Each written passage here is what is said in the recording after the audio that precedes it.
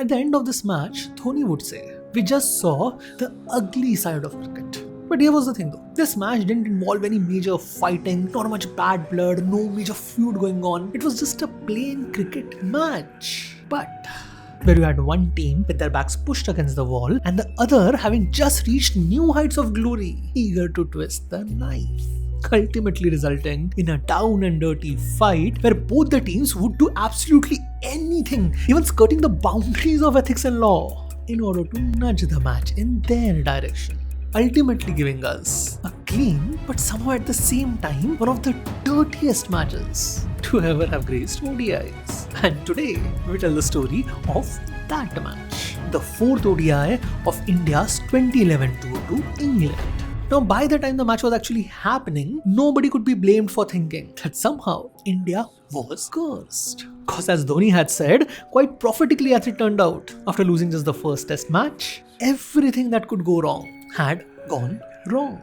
From injuries taking out important players at crucial moments to decision going against them for the most absurd of reasons. And then we had the rains. On what on paper should have been the late English summer, early autumn, a time that promised bright, clear and dry days. We had each and every match of this ODI series rained on, meaning whichever team would get to bat second would get to play on a DV Tamp outfield, all while keeping pace with the Duckworth-Lewis power score, meaning toss was pivotal to the point that it could practically decide the match for you. And Dhoni, someone who till that point had boasted a toss win rate of 49%, who in that very year had played 19 matches and never lost more than 2 consecutive tosses, would lose each and every one of them, and then would be put to bat first each and every time. Where then Rain would somehow manage to be laser focused on messing up India's chances. Let's take the first ODI. We played amazingly well in the first half. We even took out England's openers early. The entire match gets washed off. Second match, Rain converts the ODI match into a T20 along with completely neutralizing India's swing and spin options. And then the coup de grace. Third match. After recovering from 25 for 4, we would post a respectable total. And then, just as India's spinner are closing in on England, just as they are about to shut down the opposition, it rains. The damp pitch then becoming India's too. Now, don't get me wrong here. As much as rains were to blame, India's weak bowling lineup had played a huge part in this. And for sure, England had played out of their minds on this tour, especially in the whitewash that they had handed to India in the tests right before these ODIs. But still, nobody could argue that rains had somehow, time and again, disadvantaged India on this tour.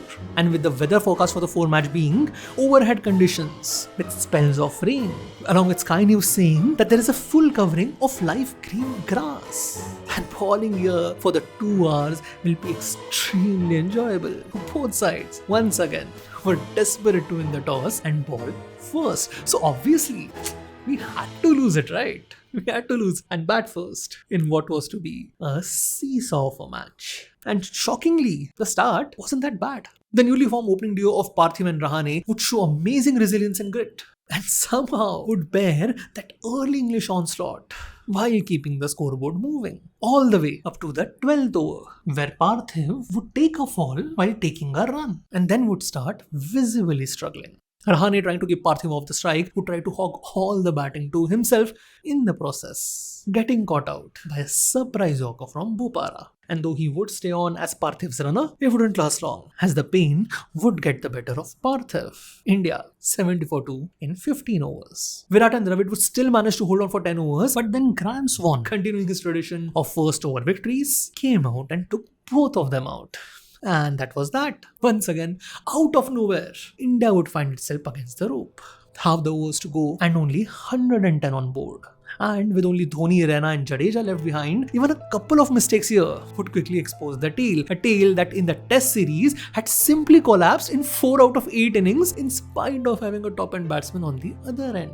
So the game was to boil down to this 3 batsmen. Once they were gone, the match was going to be over. And knowing this full well, the captain asked Raina to simply buckle down. Just stand and let overs go maidens if you need to. But till the 40th over, we cannot let a wicket fall. So all of a sudden, we had a test being played in the middle of an ODI. Between 26th to 37th over, they would only score 41 runs, completely shutting down the scoring, but successfully prevent any wickets falling. And finally, when the new ball would be taken in the 35th over, after a few overs of making sure the ball movement had gone down, both the T20 experts would declare the power play and go on the attack. Anderson gets taken for 2 fours and 1 6. Broad follows it up with 13. Bresnan 14. A panic cook rotates his bowlers, tries spin instead of swing. So on goes for 14. Just like every bowler was being gifted a maiden before, now everybody was being punished with boundaries. And by the time the inning was done, they had set up a record 169 runs partnership, out of which 140 had come in the last 14 overs. The final total reading, 280 runs. Now, before we go further, I need to quickly explain the Duckworth-Lewis par score. Easiest way to think of it is the number you need to be above when the rains fall. It signifies that when the rains wash the game off, you are on track to win the match. And when a team is batting second and there are chances of the rain, they are actually chasing 2 scores. One is the final total that you need to reach to win the match, but the other is the par score that changes ball by ball, wicket by wicket. And I know this may sound tricky to you, but most teams would prefer doing this rather than scoring 350 runs and losing the match because the other team scored 150 runs and they were ahead of the par score when it started raining. Now, all of this explanation was necessary because by the time the England inning began, the skies had started darkening, meaning the par score was in play. Hence, one side wanted to score faster to be ahead of the par score by the 20th over, which would explain what happened next. In spite of Indian bowlers bowling a tight line and length, the English batsmen looked to be on all-out attack, eagerly searching for boundaries. And Keith Fetter, in spite of scoring 8 runs in RP Singh's over, dances down the track for one more boundary wicket. Cook, just after hitting a 4, 2 balls back, tries to hit RP's first ball straight out of the ground, straight to extra cover. And when Praveen is awarded for keeping the ball around the off stump, England get reduced for 61 for 3, now needing a partnership similar to that of Dhoni and Raina to stabilize their inning. But there were clouds hanging above the pitch now, meaning that they just couldn't go into a shell the way the Indian counterparts had. They had to keep the scoreboards running, had to keep on taking chances. A delicate balance had to be found between risk and reward, and Bopara was all up for it. He would deal mostly in 1s and 2s, preferring to keep the ball close to the ground. But the moment an errant ball came, it would be viciously dispatched to the boundary. Slowly and gradually, he would move, taking no unnecessary risk but keeping the NRR around 5.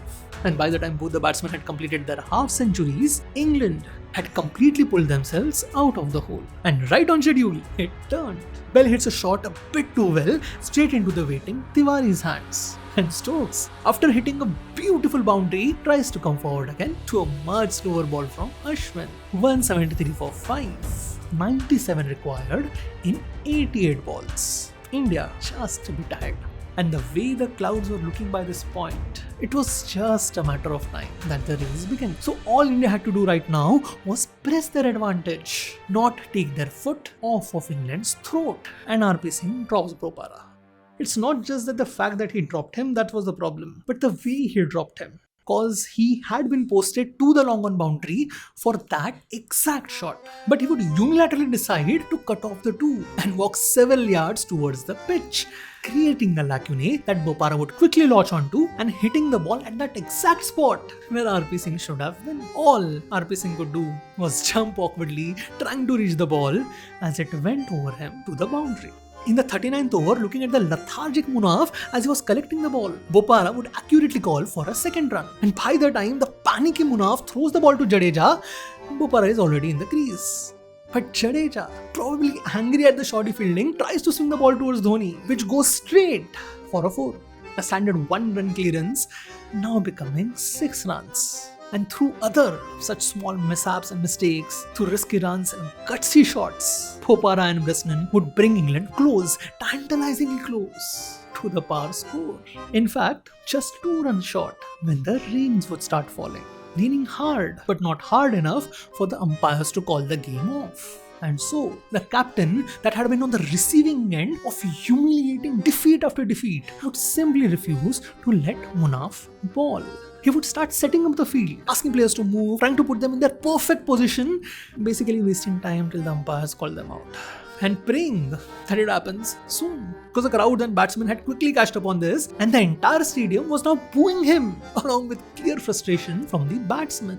And thankfully for Dhoni, within 2 minutes of this adjustment, God answered his prayers. Umpires would call the players out. But whereas the Indian team would rush to the pavilion, eager to go to the dressing room, the English batsmen would initially refuse to move. And even when they did, slowly going and waiting on the sidelines, looking up at the clouds, kind of sort of praying for the rains to go away. And it seemed as if that day, God was in the mood to act like opera. You get a wish, and you get a wish, you all get a wish. Within minutes, the rains disappeared. And after a quick inspection, the game was on, and the Indian team slowly had to make its way into the field. And as the batsmen were waiting for the Indian teams to slowly come back, they had decided they were not going to repeat this mistake again. They were going to go ahead of the par score in this over itself. That way, even losing wickets wouldn't hurt them much. And with this martyr mindset in mind, they would start attacking. And luckily, one of them would connect. Munaf's over going for 9 runs, and England now 2 runs ahead of the par score. And lo and behold, almost magically, it starts raining.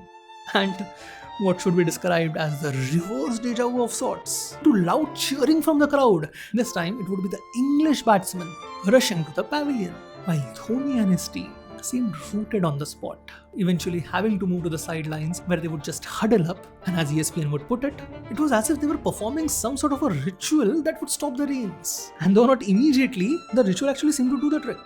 The rains went away and the game was to be resumed without any reduction in overs. But with another problem. That last shower had come in so hot and heavy that by now, the entire outfield was completely damp.